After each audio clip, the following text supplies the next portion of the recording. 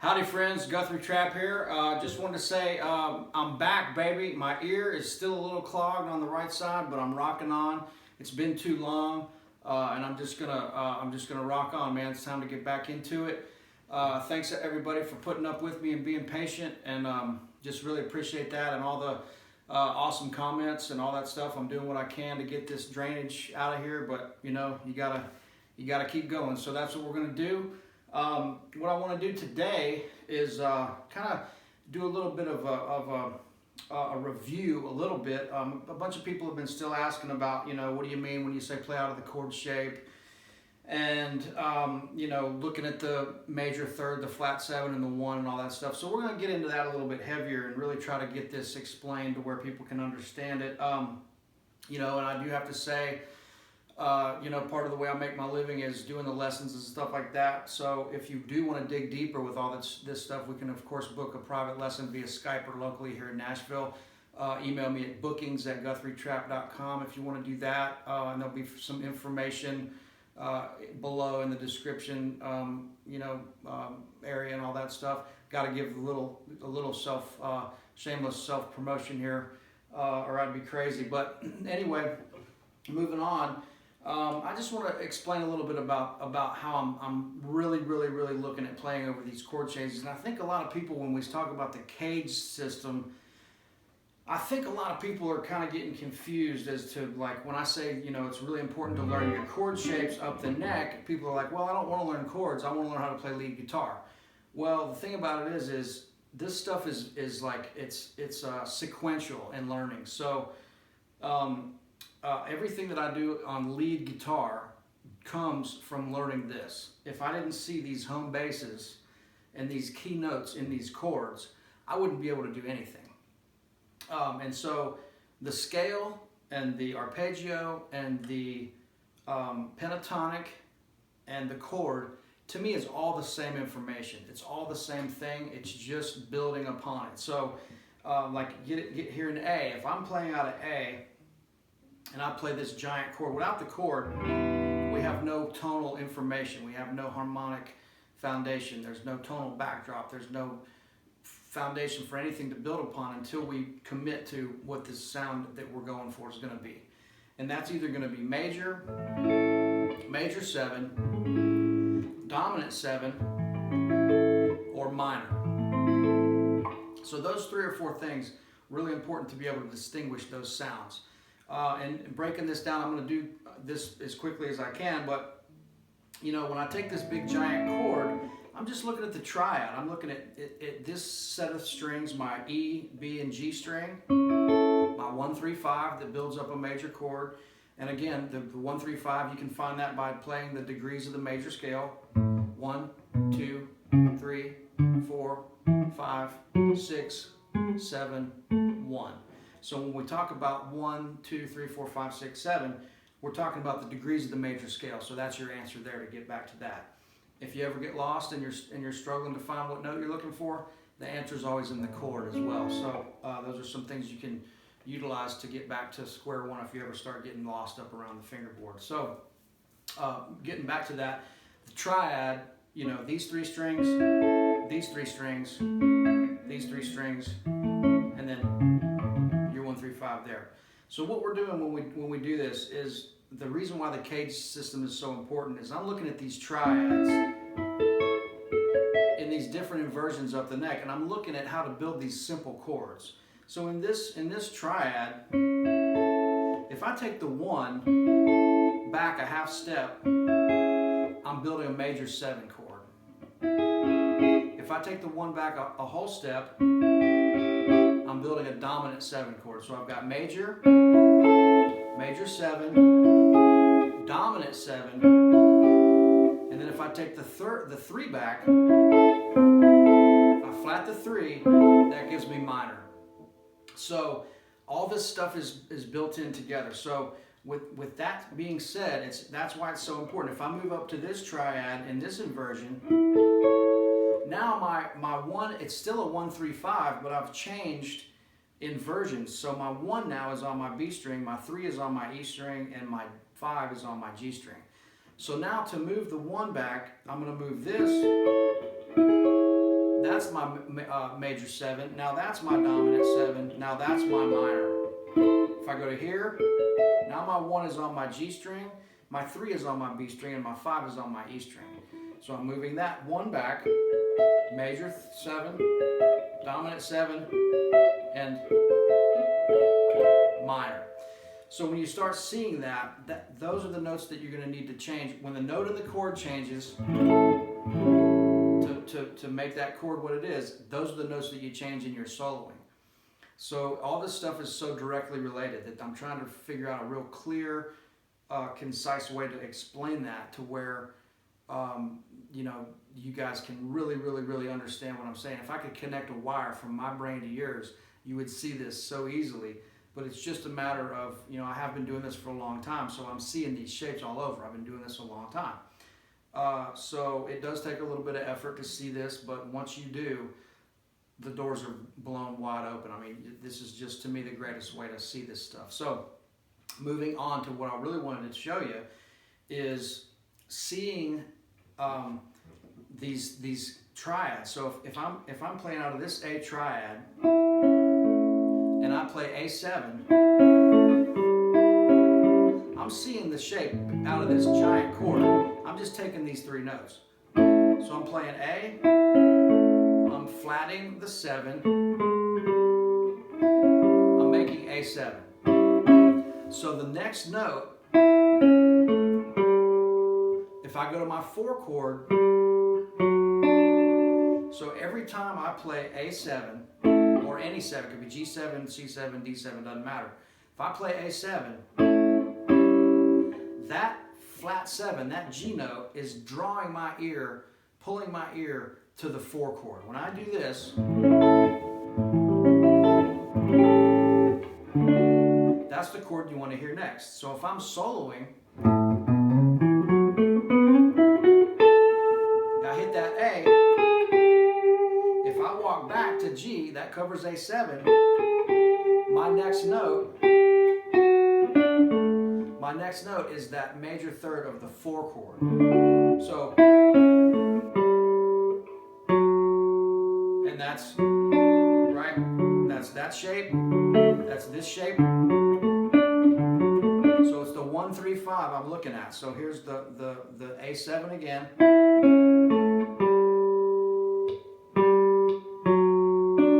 You could go there, or so it's about the positions. You want to learn those positions. Here's C shape, A shape, G shape. Of course, we know that from the Cage system if you go back a couple videos to that. But I'm just showing you. So when you go to E, the 5 chord. So E, E7. That E7 is pulling your ear back to the major 3rd of A. So you're seeing, so a better example to play the lead over that is if I do this,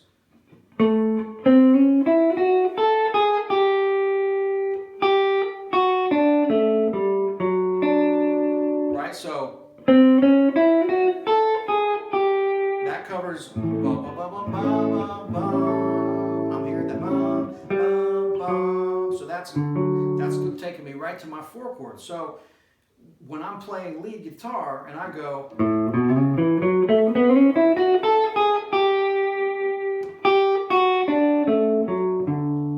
that goes right to my 4 chord. So anywhere I have a 1 and I go back a whole step, you could go chromatically. There's my G shape D. So A.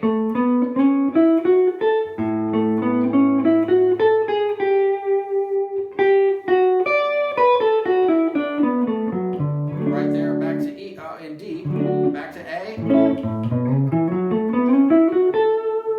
to E. So I'm mixing the major. Essentially, I'm mixing the major pentatonic and the minor pentatonic together by using that 1 to the flat 7 move, which is right here in E on the 5 chord of A.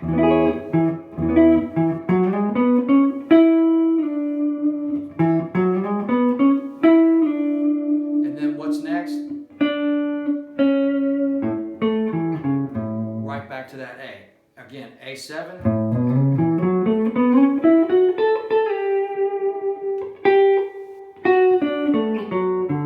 Right out of that shape. Go to E.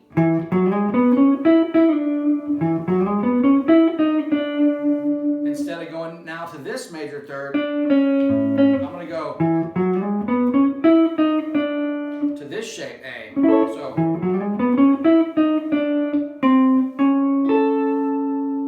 now watch.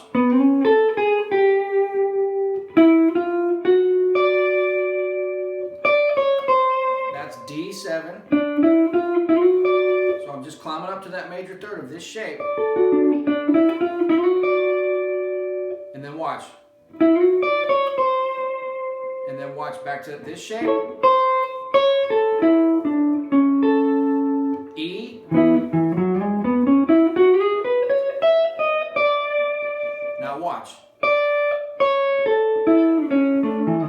Right back to that shape. So the flat 7,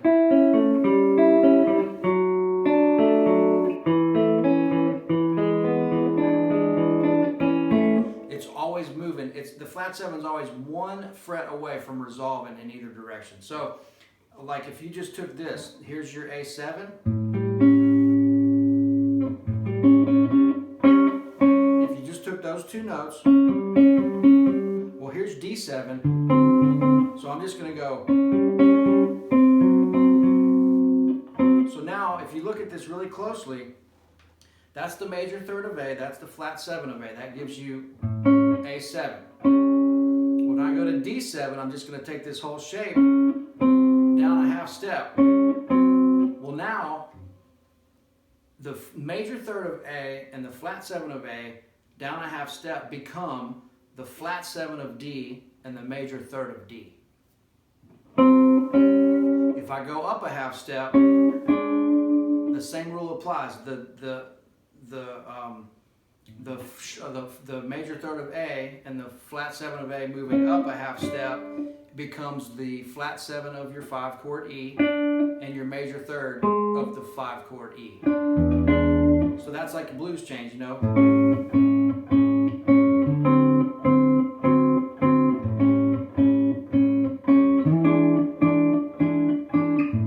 A7, D7, E7. So if you can see how that major third and that dominant 7 are moving around and supporting each other and leading to each other, that's a huge, huge thing. This is going to take a minute for you to see this, but when you do, it's light bulb city. So again, you know, doing this kind of thing here, even if you just took this, you know, A, A7, there's your D, because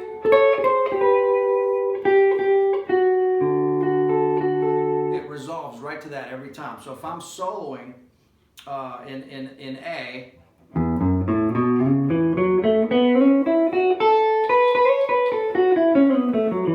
that's all very major pentatonic, right? So when you want to get out of that,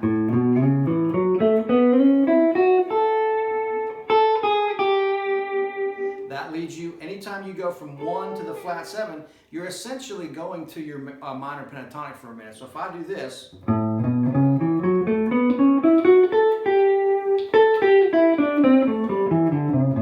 I'm putting myself in the minor pentatonic for a second. So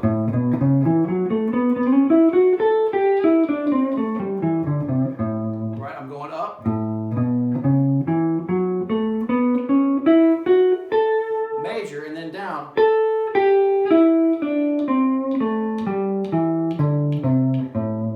Down minor. So that's something you want to really be able to do too, is get the major and the minor to where you can, you know, go up with one, come back down with the next, start incorporating that major third to where you can play over your dominant 7. You know, I showed you that scale. Major scale with the flatted 7 covers the dominant 7 chord. But here's the last thing I'll show you for this, and I hope a lot of that made sense. But here's another great exercise. If I'm going in the key of A, this is a great exercise. I'm just going to go 1 to the 1-7, 4 to the 4-7, and back. We're going to go 1-4, 1-4, 1-4, all the way down the neck, so you can see where this flat 7 and major third are directly related to each other in playing over the chord changes. So here's A. I'm working out of my A position here, and I'm going to just do, we're just going to be on the B, G, and D string. So I'm going to go A, A7, D, D7, A, A7, D, D7, A, A7, D, D7,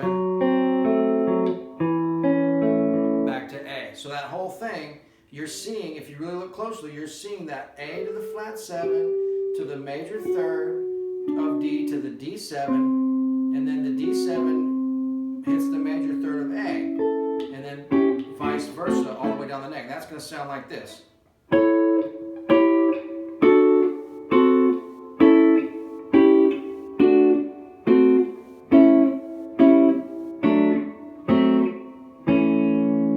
So if you get into that and really see those notes moving around, you can play using that rule that I use every day. I mean, this is something that I use all the time because that flat 7 leads you to those other chords. I mean, it's just that simple. And just the practice that it takes to see it is just, you just have to put in a little time to really see the shapes. That's why the cage system is so important, because we're using those shapes up the neck, like I just did, A, A7, G, G7, A, A7, D, D, D7. So A, A7, D, D7, A, A7, D, D7, A, A7, D7, 1 to the 4 all the way down the neck. We're seeing how that works.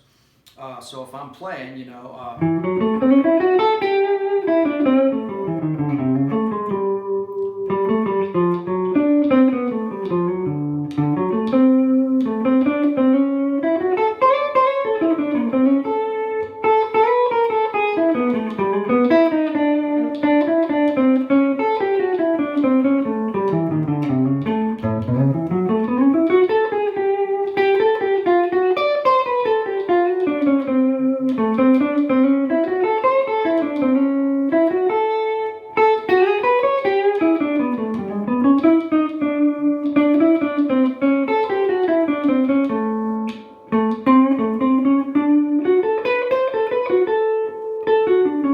D7. So when you go to the major third of the next chord, it puts you back in the major pentatonic. So it's weaving through that. I'm going to cut this short. If you have any questions or want to go deeper with that, of course, I got to push my private lessons and Skype lessons and stuff that I do. Bookings at GuthrieTrapp.com.